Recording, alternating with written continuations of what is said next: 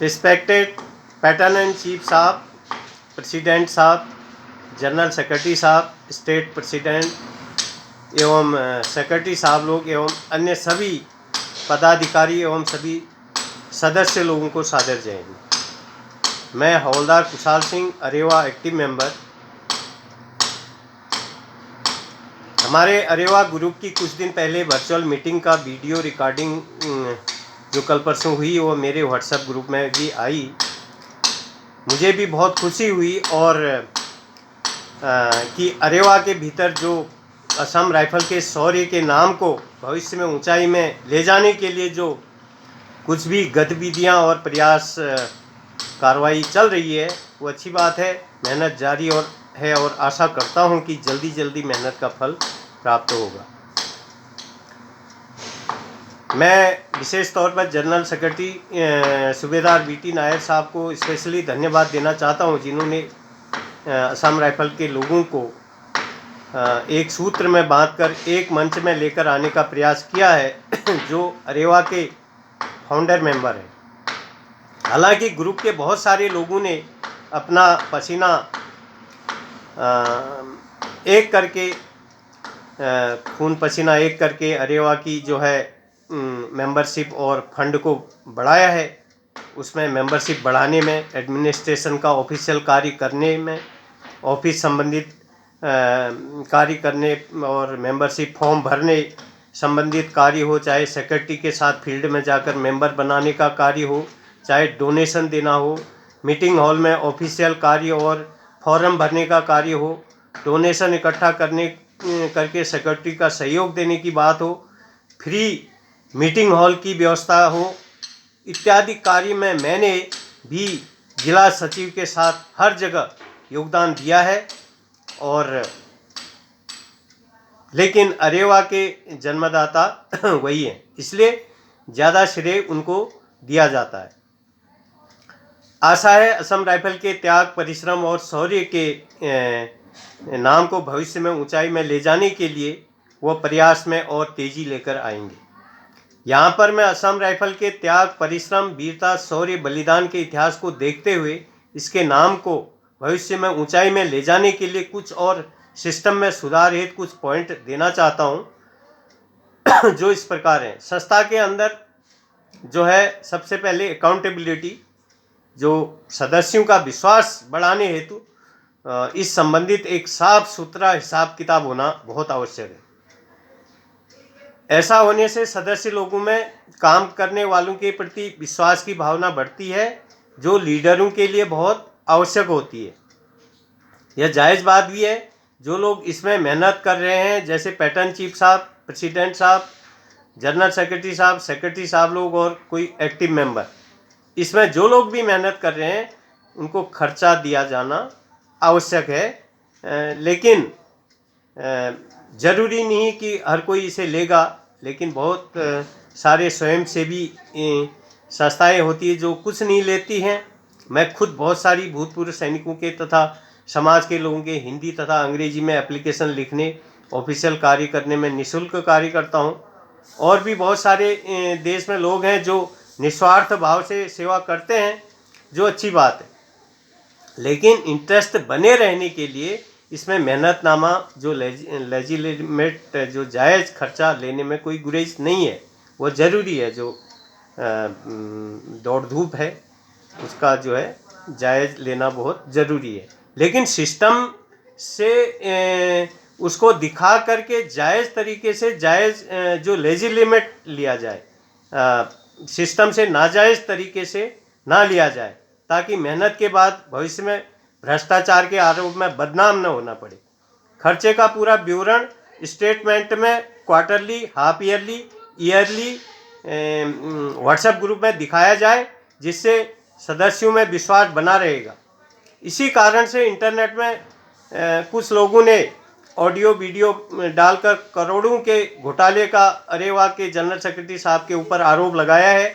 हमने भी वो ऑडियो सुना है, लेकिन बिना प्रूफ के इस प्रकार का भ्रष्टाचार का आरोप लगाना, ऐसी बातों को मन के अंदर भीतर पालना, ऐसा स्टेटमेंट देकर सोशल मीडिया में ऑडियो वीडियो फैलाना, ये अच्छी बात नहीं है। हम ऐसी हरकत को तजब्बू नहीं देते हैं और ऐसे में न कोई तजब्बू देगा। पूरा सिस्टमेटिकली जब तक नहीं होगा, जब तक जो है आपके पास कोई प्रूफ नहीं होता है, ऐसे आरोप न लगाएं। प्रूफ के बाद ही आप आरोप लगाएं। सबसे पहले मैं पैटर्न इन चीफ साहब को दिल की गहराइयों से धन्यवाद देना चाहता हूं। उन्होंने एक नेक ईमानदार भावना से अपना स्टेटमेंट दिया है, जिसमें उन्होंने सिस्टम को सुधारने के लिए परिवर्तन लाने की बात किया है। इसकी उनकी बात को गहराई पूर्वक ईमानदार भाव से लेना चाहिए। सिस्टम में परिवर्तन और सुधार लाने के लिए ऑलराउंड और ईमानदार आदमी की ज़रूरत होती है। उन्होंने ऐसे लोगों को ढूंढने के लिए कहा है और मैं हृदय की गहराइयों से उन्हें सम्मान देते हुए उनका आभार व्यक्त करता हूं और आशा करता हूं कि जो है ऐसा जो है आदमी उन्हें मिल जाए जो कि इस सिस्टम को और भी जो है अच्छा बना सकता है, इसमें सुधार ला सकता है। कमांडेंट यादव साहब ने भी बहुत ज़रूरी बातें बताई हैं। ऑफिस शिफ्टिंग संबंधित तथा पैसा बचाने हेतु पॉइंट दिए हैं, जो बहुत अच्छे अच्छे पॉइंट हैं, क्योंकि दिल्ली में ऑफिस होना आवश्यक है। वो सेंटर है, लेकिन अभी ऑफिस खरीदना उतना आवश्यक नहीं है, बल्कि रेंट में ऑफिस लिया जाए दिल्ली के अंदर। असम राइफल के लोगों के त्याग परिश्रम के जायज़ हक को और आत्मसम्मान और स्वाभिमान को, उस पैसे को खर्च करके, उस पैसे का सही इस्तेमाल करके हमारे सदस्यों का, हमारे लोगों का जल्दी जो है वो हक दिलाना बहुत आवश्यक है। क्योंकि असम राइफल जैसी महान सेना के लोगों के साथ पेंशन, वेतन, प्रमोशन तथा सुविधाओं संबंधित बहुत बड़ा अन्याय हुआ है, खासकर चौथे वेतन के बाद। इसके साथ ही असम राइफल के त्याग परिश्रम और शौर्य स्वाभिमान के नाम को जो डिग्रेड कर दिया गया है, ये सिस्टम को गलत तरीके से बना करके ऐसा, इसलिए इस पैसे को सही जगह खर्च करके जल्दी वो लौटाना आवश्यक है। कमांडेंट यादव साहब को मैं हृदय की गहराई से आभार व्यक्त करता हूं और उन्हें सम्मान देता हूं। कमांडेंट नेगी साहब ने असम राइफल की त्याग परिश्रम की आवाज़ को दिल से व्यक्त किया है। उन्होंने महसूस किया है, मेहनत की है उन्होंने, और जो है बिल्कुल सही बात है और जायज़ बात है। असम राइफल एक डिसिप्लिन फोर्स के तौर पर जहाँ पर भी डिटेल हुई है, हमने अपना जो है एक अनुशासित फोर्स के रूप में अपना सर्वोत्तम योगदान बलिदान दिया है।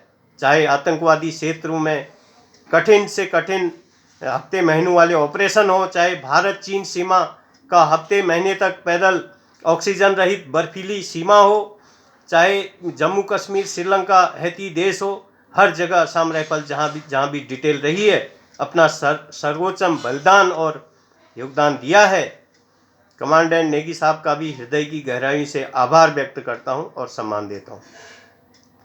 अंत में हमारे जनरल सेक्रेटरी साहब, जो कि अरेवा के फाउंडर मेंबर हैं, जिन्होंने विपरीत हालात में कठिन परिश्रम करके अरेवा संस्था की बुनियाद रखी और कई हवाई यात्रा, ट्रेन यात्रा, पैदल यात्राएं करी, नेपाल तक गए और दिमाग लगाया और असम राइफल के सिस्टम में सुधार लाने के लिए इसकी बुनियाद बना करके दी। उनसे आग्रह करूंगा कि चौथे वेतन आयोग से जो असम राइफल की रीढ़ की हड्डी टूटी है, घुटना टूटा है, उसे जल्दी जोड़ने के लिए कार्रवाई करेंगे, जिससे एक बार फिर से असम राइफल के लोगों का विश्वास देश के सिस्टम में के ऊपर जगेगा और असम राइफल के लोगों के जो है को उनका जायज़ हक समय पर मिलेगा। हालांकि असम राइफल जो कि हमारी अरेवा संस्था है, इसका जो है मेंबरों की कमी के कारण अभी तक इसका जो पूरा हक से ये वंचित है मेंबर, क्योंकि 1 लाख से ज़्यादा लोग सेवानिवृत्त लोग हैं, लेकिन 17,000 से लगभग 20,000 के बीच में सुनने में आया है कि मेंबर बने हैं। तो शायद यहीं पे गाड़ी अटकी हुई है। तो अगर ऐसा सिस्टम बनाया जाए कोर्ट के वकील से मिलके कि अगर ये जो 17,000 से 20,000 मेंबर हैं, इनका जो है OROP वगैरह मिल जाए इनको, अगर इनका जो है जो पेंशन प्रमोशन का जो हानि हुई है वो ठीक हो जाए, तो उसके बाद कोर्ट से इनका जो नामों की लिस्ट अगर वो मिल जाए और इनको इम्प्लीमेंटेशन करके इनको हक मिल जाए, तो निश्चित तौर पे 1 साल के अंदर या 6 महीने के अंदर 1 लाख से 1.25 लाख मेंबर अपने आप बन जाएंगे अरेवा द्वारा। और लेकिन इसमें सख्त जो है निर्देश कोर्ट द्वारा दिए जाने चाहिए कि जो लोग मेंबर हैं उन्हीं का ये इम्प्लीमेंटेशन होगा, तो 1 साल के अंदर फिर पूरी असम राइफल का हो जाएगा, क्योंकि सारे लोग मेंबर बन जाएंगे तो सबका ही हो जाएगा। तो यही एक तरीका है जल्दी करवाने के लिए।